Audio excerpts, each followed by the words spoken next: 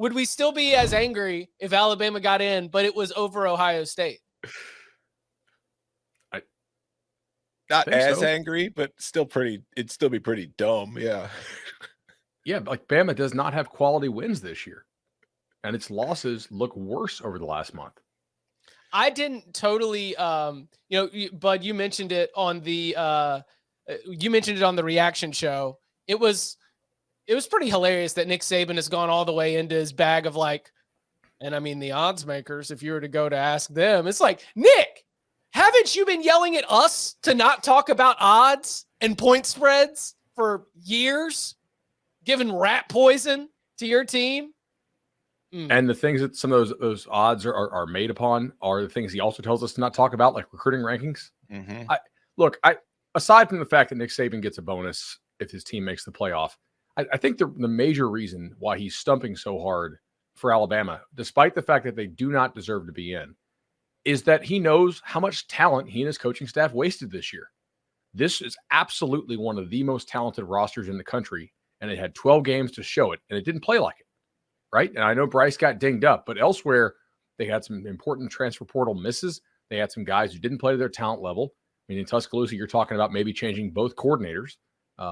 They wasted a golden opportunity this year to win something before Bryce Young leaves. And I think he knows that. I think that's why he's trying to get in, so he can get some redemption, one last shot to win something with Bryce.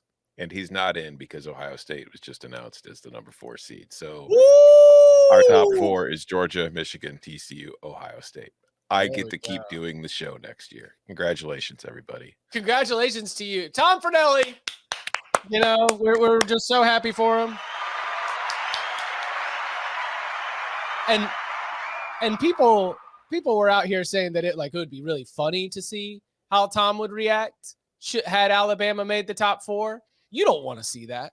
Like everyone that's been doing the Joker origin story meme. You don't want to see how dark the Tom Fornelli Joker movie goes. Tom just pulls the plug on the internet outage. Weird, man.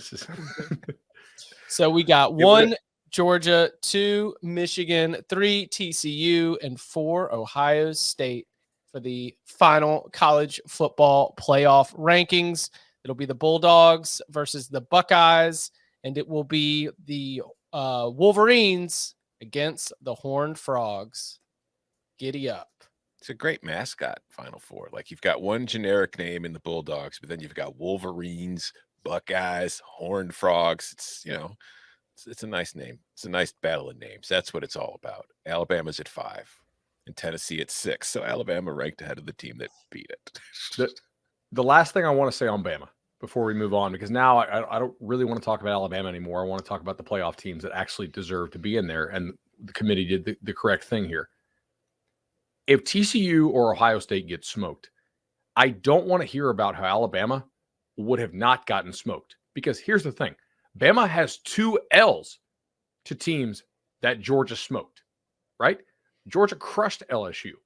Georgia smoked Tennessee and could have put up 50 on them if they hadn't called the dogs off and started running the ball every play in the second half. This idea that Bama would not get smoked by Georgia this year, there is no evidence for that, period. They've already lost to 2 teams that Georgia smoked. Sorry. And also, Georgia smoking teams is just kind of what Georgia does.